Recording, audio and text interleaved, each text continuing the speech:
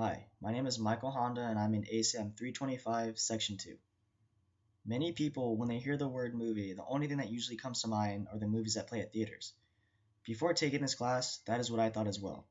But after taking this class, I am now more aware of different types of films. I realize now that the movies that play at theaters are only a small part of the large spectrum that make up movies.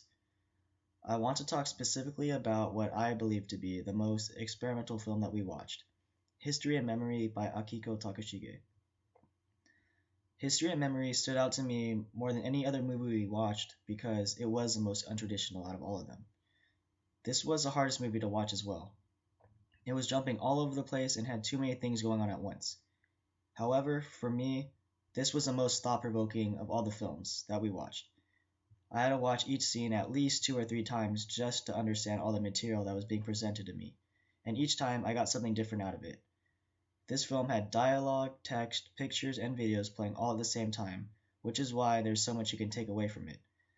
The film was kind of like a puzzle. You had to rewatch each scene multiple times, focusing on different aspects, and then compiling them into one idea in order to get the message.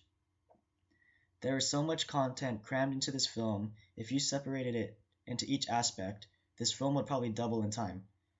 With this kind of film, you can take away a different message each time you watch it.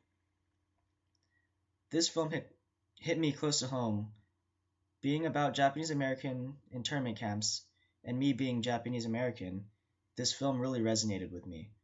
I've heard stories told in this film and many more from my family when I was younger. The narrators reminded me of my grandparents and relatives.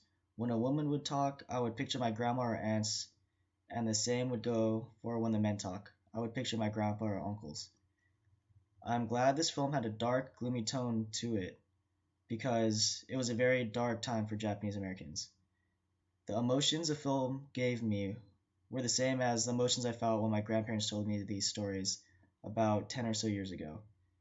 When I watched this film, I actually felt like I was there living in their shoes, and it killed me a little just living through these events.